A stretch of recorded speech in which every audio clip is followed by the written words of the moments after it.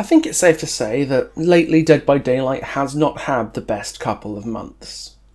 After the historic level of player engagement and satisfaction in the recent anniversary event, the first quarter of the brand new Year 10 has been defined by questionable balance choices at every turn, entire PTB features that have demanded total incineration, and just so many bugs. It's at times like these that the words of our Lord and Master Mkote come to me in my sleep. Just play something else. Enter Silent Hill F, the brand new entry in the historic survival horror franchise, and the first original mainline game in 13 years. I'm not going to prevaricate about the bush here. Silent Hill F is a truly exceptional game. I'll be the first to acknowledge there's a good chance I'm biased here. The Silent Hill series meant a lot to me for many years, and Silent Hill F in particular has a lot in common with Silent Hill 3, my all-time favourite Silent Hill game. My first thoughts when those credits rolled was that if this is the future of Silent Hill projects going forwards, the series has a bright future indeed. The game is simply incredible. The only real issue I had is that even on the lowest possible settings, my PC struggled to run it and OBS at the same time. So this B-roll footage ain't exactly going to be pretty. Sorry for that in advance. But aside from talks of DLCs and sequels and whatnot, with every major new horror innovation comes the potential for new licensing opportunities for Dead by Daylight. And Konami has already shown a uniquely close relationship with Dead by Daylight developers. They're the only license holders who've ever given Behaviour multiple different horror IPs to adapt into chapters. After the Silent Hill chapter in 2020, we got the Castlevania chapter in 2024. So we've got an exciting and groundbreaking new horror game from a license holder who already has Behaviour on speed dial. On the surface, Silent Hill F and Dead by Daylight feel like a match made in heaven, but is it really that simple? Today we'll be endeavouring to answer this question by examining what Silent Hill F could offer to the expanding horror world of Dead by Daylight, taking a look at the survivor and killer choices from this new modern iteration of an institution of survival horror, and wrapping up as usual with a power concept for my choice of a killer from the game. Welcome friends and foes, survivors and killers, to Silent Hill F. Silent Hill F is the first Silent Hill game not set in America at all. Instead it's set in Ebisugaoka, a tired old town in rural Japan that plays home to Hinako Shimizu. Hinako is a 15-year-old girl who's trying to navigate the messy world of growing up alongside her friends Shu, Rinko and Sakuko, when the fog descends upon Ebisugaoka and her life becomes a living nightmare. Monsters stalk the streets, fleshy mounds with cherry blossoms growing out of them overrun buildings, and Hinako draws the attention of a mysterious masked figure who seems both completely fixated on her and also oddly personal with her. They've known each other intimately for years. Silent Hill F explores the mental state of Hinako and others in Ebisugaoka in true Silent Hill fashion, and this takes the form of the two worlds between which Hinako will travel. The real world of Ebisugaoka as the fog overtakes the town, and the Dark Shrine, which is Silent Hill F's version of the classic Otherworld we've seen in previous Silent Hill games. The Dark Shrine is haunted by monsters even more savage than those in Ebisugaoka, and it's the dominion of Foxmask, a mysterious figure who appears to Hinako whenever she slips into the shrine, and acts as a sort of guide, at least at first. Silent Hill F takes a lot from the traditional Silent Hill formula beyond just the Otherworld. The monsters and warping environments act as a reflection of Hinako's thoughts and emotions, and pressing through the nightmare becomes a way to literally explore her psyche. The game becomes a kind of descent into hell for Hinako and her friends as you piece together the story, which in true Silent Hill fashion is full of ambiguity, alternate endings, and heavy uses of symbolism throughout. For the first time in the series' history, combat does not centre on using firearms. We're not in 21st century Maine anymore. This is 1960s Japan, where acquiring guns is much more challenging, and as such Hinako is limited to melee weapons like kitchen knives, sledgehammers, farming sickles, and the Silent Hill traditional classic, the steel pipe. This definitely drew its fair share of detractors. The first new Silent Hill game in over a decade, not even being on the same continent as titular town, but the unique setting compared to the other Silent Hill games is critical to the story immaculately written by Ryokishi07. Much like Silent Hill 3, Silent Hill F uses the lead character of a 15-year-old girl to explore themes of womanhood and the abandonment of childhood, two forces of growth that you can't really control, but goes about it extremely differently. Silent Hill 3 puts a lot of emphasis on biological change and the role of a mother that Heather is pushed into against her will. She is forced to incubate and give birth to a god because the divine purpose the cult assigns to her erases her bodily autonomy. It's very much a story of its time. The mid-2000s was an era where high rates of teenage pregnancy were making the headlines, and a level of sexualization towards very young women and girls in the media. See things like the Charlotte Church headlines in The Sun, or the countdown to when the Olsen twins would become legal. Shit was messed up then. Silent Hill F takes a different approach that leverages the game's 1960s setting.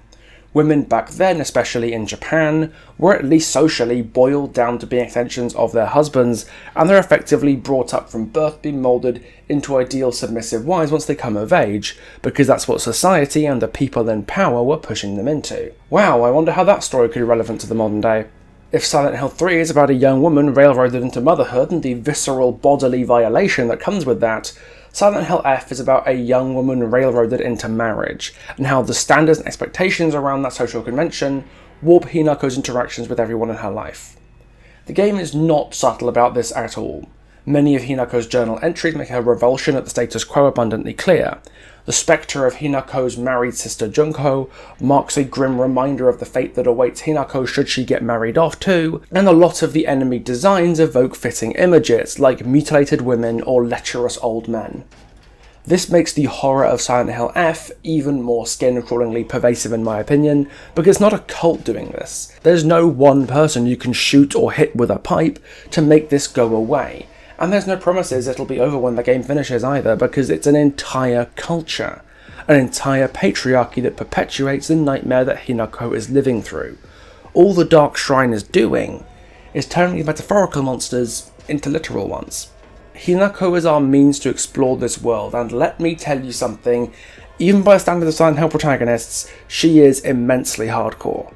A 15-year-old girl taking on the horrors of Silent Hill is bad enough, we've seen that before in Silent Hill 3, but have you seen how she fights? She's got a batter's swing with that steel pipe. She's so fucking hardcore, I just love her, and her struggle feels super authentic too. She's pulled so many different ways by everyone in her life, always driving her to be the perfect addition to their lives, instead of allowing her to live her own life, by her own rules, on her own terms. Hinako might be my favourite Silent Hill protagonist now, and this brings us to Dead by Daylight because Hinako is probably the most appealing draw to a hypothetical Silent Hill chapter for Dead by Daylight. For the original Silent Hill chapter, everybody knew that Pyramid Head was going to be the killer. We knew he was the main appeal, and whichever survivor we got, be that Harry or James or Heather, was going to be appreciated but ultimately less important than getting that killer. For Silent Hill F, I think the opposite is true. Even if we got nothing else from the game, we needed to have Hinako Shimizu as a survivor. The only other real option could be Shu, I think, but he would be a legendary cosmetic for Hinako. Any content for Silent Hill F relating to Dead by Daylight simply needs to start with Hinako and build itself out from there. Silent Hill F is Hinako's story. It's her struggle against systemic forces far bigger than herself, filtered through her specific experiences and relationships. You can't have the game without her. You simply can't. And a potential Silent Hill F chapter needs to have her as a survivor.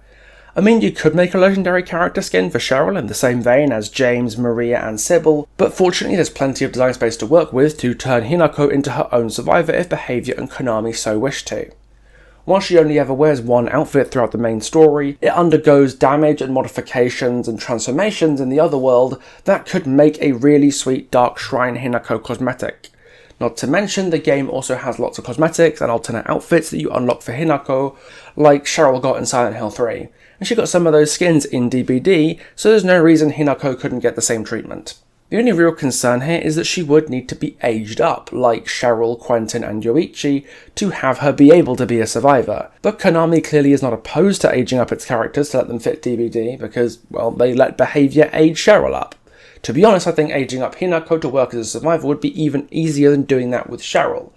If you even reached the end of the first playthrough, you'll probably know why, but beyond that, I think I'll just leave it for you to find out.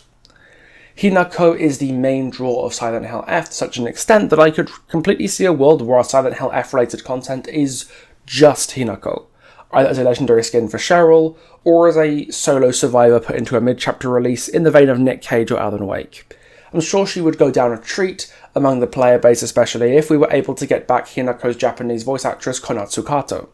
Side note, Silent Hill F is the first game I've ever played where I felt compelled not to use the English dialogue options at all, and instead use the Japanese dialogue with English subtitles, because the game is so quintessentially Japanese, and it was made that way very intentionally from the ground up. So hearing the English dialogue with Hinako's American accent just feels wrong. My name is Shimizu Hinako! It's the weirdest thing I've ever heard! Not knocking the voice actors themselves, but this is a game that you have to play with Japanese voice acting. So, Hinako needs to come to the game, that much should be clear, but what about a killer choice? That's a much more open question, especially if you've not played the whole game yet, because who the antagonists really are, the forms they take, and how you deal with them, isn't made particularly clear in the same way they are in other horror games. When you play RE3, you know that Nemesis is the big bad pursuer because he's big and bad and pursues you, so it makes him an ideal candidate for a killer. And you don't need to have engaged with the narrative to get what Nemesis means. Same to a lesser degree with Pyramid Head in Silent Hill 2, or Jack Baker in RE7, wink wink nudge nudge. But Silent Hill F's bosses and major enemies don't really work that way. They're not just representations of Hinako's repressed emotions or traumas, they're representations of her friends and family. It's ambiguous whether these are reflections of those people themselves and their psyche, whether they're meant to mirror Hinako's perception of those people rather than their true identity, or something in between. But regardless, we can't talk more about them without going into spoiler territory. I'm going to put 2 timestamps here on screen right now. This one is going to be endgame spoilers, since I'm about to talk about the game's main villain, and this will require talking about everything in the first playthrough, so skip ahead to this timestamp if you're a decent way through the game, but haven't completed it to your first playthrough yet.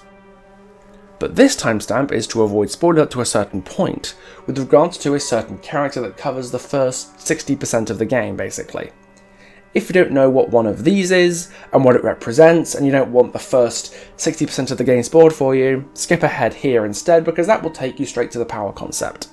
We're entering spoiler territory in 3, 2, 1...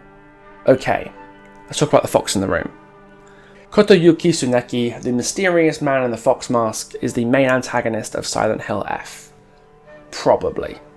He acts as a kind of guide for Hinako as she travels through the Dark Shrine, and constantly pushes her to fight harder, to sacrifice more, and literally mutilate herself to resculpt her body in the image of the Kitsune.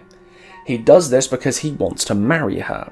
From his perspective, they are betrothed, and the grueling process he puts her through is designed to effectively break her in, to prove that she truly loves him and is willing to submit to him the way a traditional wife would be expected to. And Hinako is pushed towards him not just by her parents, who spent her childhood trying to shape her into a good wife, but basically the whole of society around her and even Kotoyuki himself. Marriage to a good traditional woman is clearly expected of Kotoyuki, and when she meets her parents towards the end of the game, the fully transformed Hinako is met with a mixture of joy and finality from her parents. Their work of sculpture changing her into the perfect wife is done. She's not welcome in their home anymore because she's not their daughter. She's her husband's property now. In every sense, Kotoyuki is the perfect antagonist for this sort of story, but for many reasons I don't think he'd make a particularly good killer for it. Not least because his intentions are far more misguided than malicious.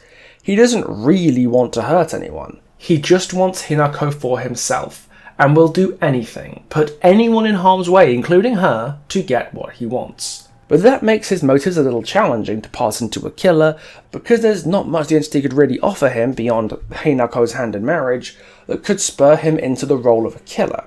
And the ending of Silent Hill F very much closes the door on the question of marriage, one way or another. There's also the issue of coming up with a power for him. We only actually fight him in his 7-tailed kitsune form in one of the 5 endings of the game, and not even the first ending either. For a main antagonist, we don't really know what he's capable of in a scrap most of the time, and even if you could turn what he does in his boss fight into a power hypothetically, it would fail to resonate with most people who've played the game or been exposed to Silent Hill F, because it's such a small part of the game and his role in it. In terms of memorable antagonists, he's definitely up there, among the greats in Silent Hill history even, but in terms of a killer from the game, I think we can do better. Hinako does not wander Ebisugaoka alone. At the start, we're introduced to her friends Shu, Sakuko, and Rinko. Sakuko dies very early on in a fate that sets tone for the story, but Rinko and Shu are highly present throughout. While Shu is generally supportive and well-intentioned, if not particularly helpful, it's impossible to shake there's something off about Rinko. Pushing Hinako down the stairs, telling Shu that Hinako is dead, and being dismissive and rude about Hinako's rejection of traditional femininity. Not to put too fine a point on it, but she's just kind of a mean, selfish girl, who reinforces the same misogyny that oppresses her and the other girls as they grow up in Ebisugaoka. This manifests in spectacular fashion in the Dark Shrine world, where Rinko takes on the form of the head priest, a corrupted version of a Shinto Kanushi priest whose body perpetually burns with searing heat.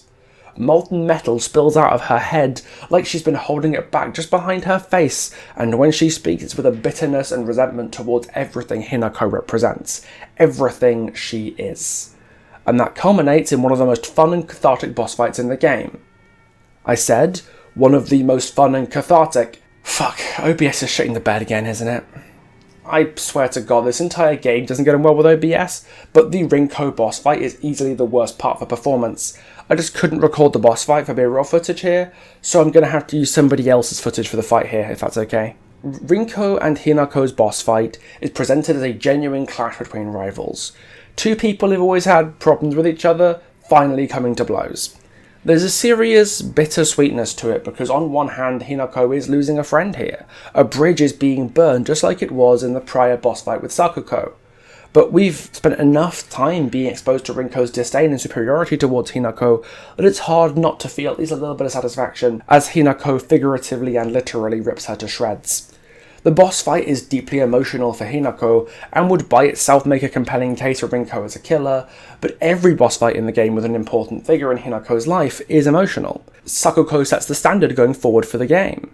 The fight with her parents represents the final pushback against her father's abuse and her mother's negligence. And the various final bosses in the different endings are meant to be these cathartic finales wrapping up Hinako's arc. Any of those by themselves would qualify as killers, but it's the way Rinko has developed outside of and before the boss fight that makes her the prime choice in my opinion. More or less everyone in Silent Hill F is both a victim and perpetrator of society's patriarchal expectations, and they all want Hinako mangled or reshaped or twisted into the version of her that they want her to be. Fox Mask wants a submissive bride that he can sculpt into his image. Sakuko wants her childhood friend to stick around forever. Shu wants his partner to be his, partner. And Hinako's parents want her to fit into the perfect daughter and wife model that her sister Junko did. Rinko, on the other hand, just wants Hinako out of the way for the most part. She has almost completely bought into the traditional image of a woman needing to be a docile, submissive wife, and cannot conceive of a platonic connection between a man and a woman in the same way that Hinako has with Shu.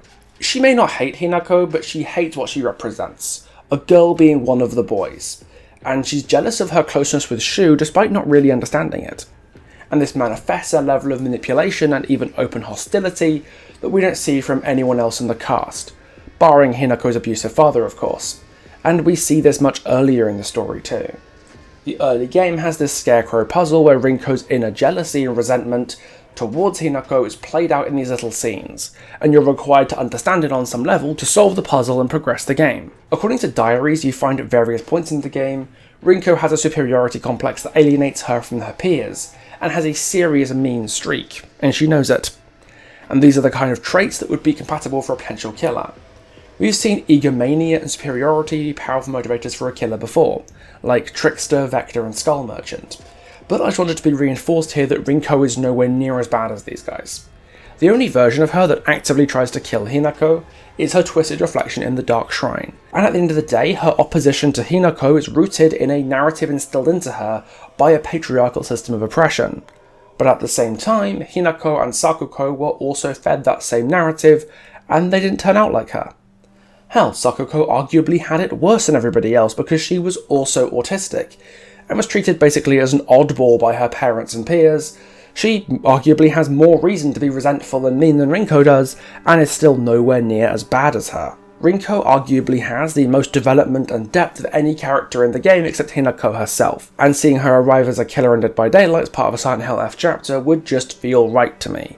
Egomania, entitlement, superiority and cruelty are the traits the entity has magnified and rewarded before to coax killers into its service, and Rinko at her worst exhibits those traits in spades. In Ebisugaoka they come in the form of angry journal entries, malicious little lies and scarecrow tableau.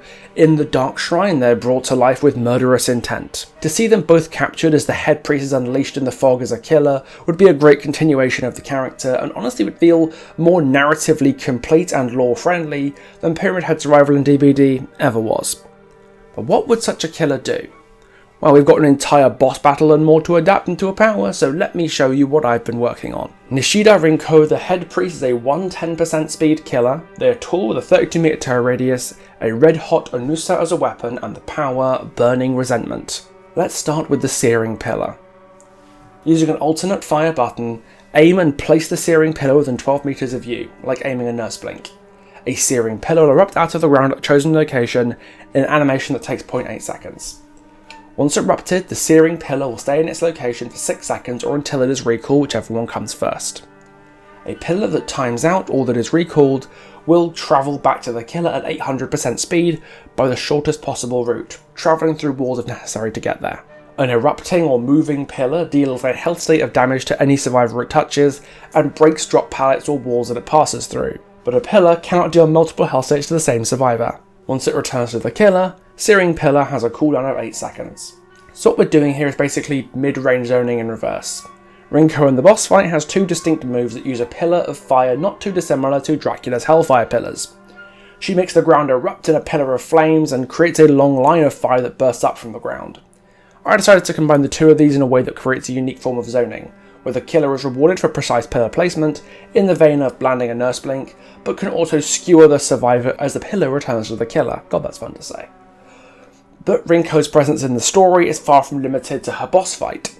Earlier in the game there's the infamous Scarecrow puzzle, where scarecrows mocking herself, Sakuko, Hinako and Shu have to be navigated, and in doing so reveal Rinko's motives and frustrations towards Hinako. They often have that whole weeping angel thing going on where they don't move when you're looking at them, so I thought this would make a good hybrid between unknown hallucinations and nemesis zombies while using a mechanic that never gets old no matter which game winds up using it. Using the ability button, aim and place a mocking scarecrow within 24 meters of you. Again, using the same aim mechanics as a nurse blink.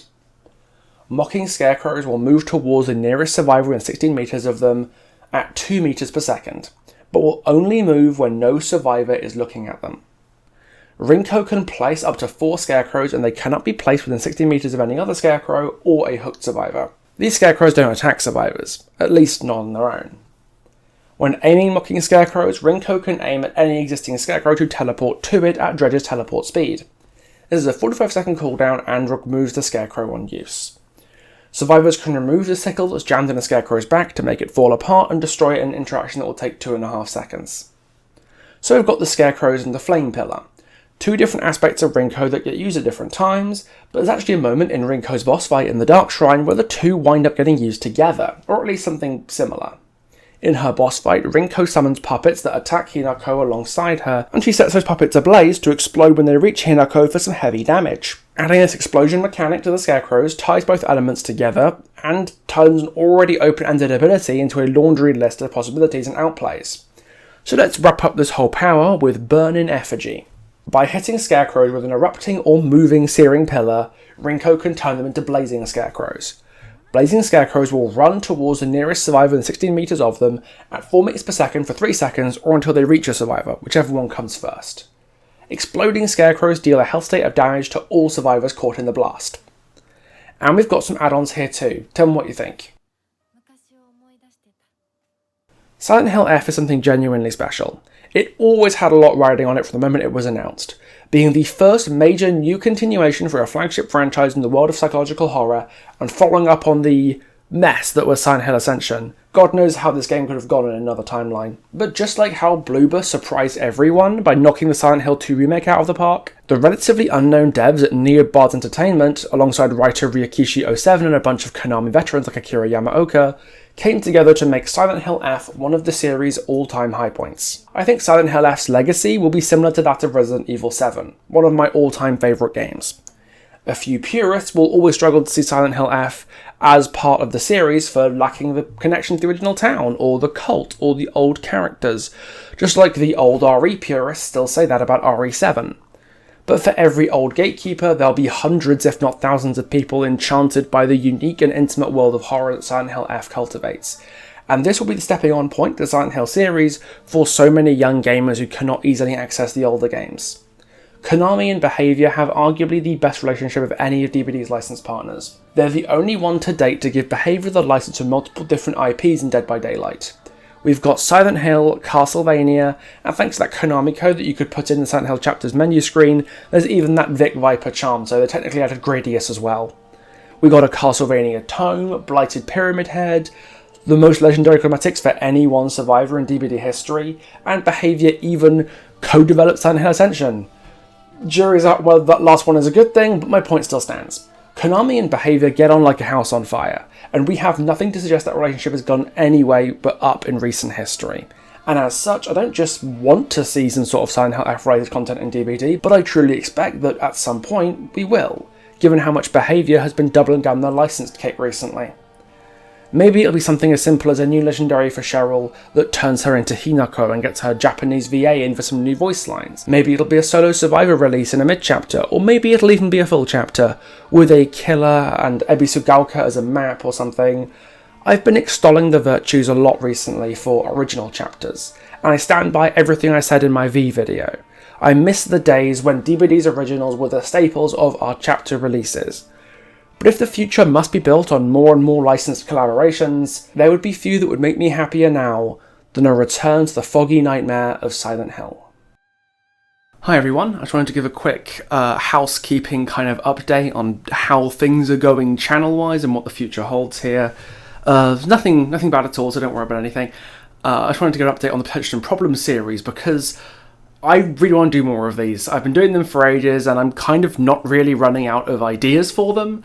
Obviously just on Silent Hill F, but I've got at least 4 currently in the pipeline.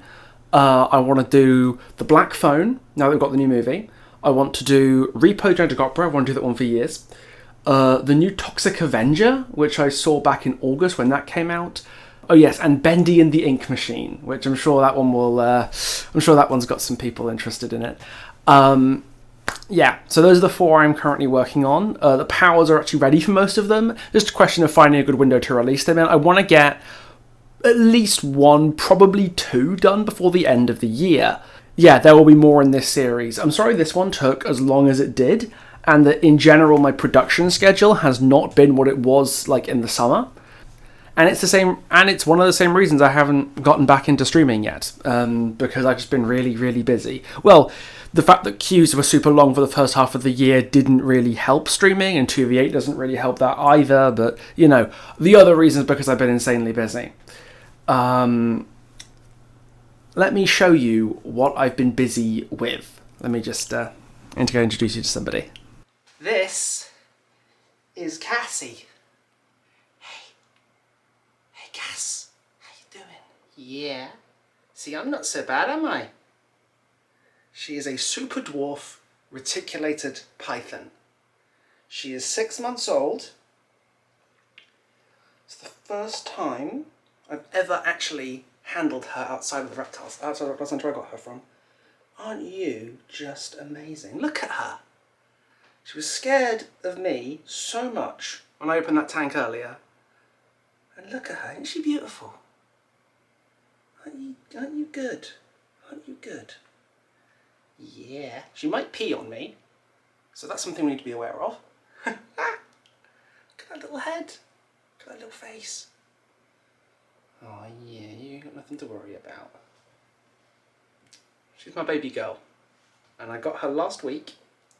And look how good she is. She's a little scared of me. It's a little stressful, isn't it? Out of a nice warm enclosure. And again, she might pee on me. But she is soft as lights. She doesn't know it yet, but I would die for this little girl. Yeah. May I put you in my hand now?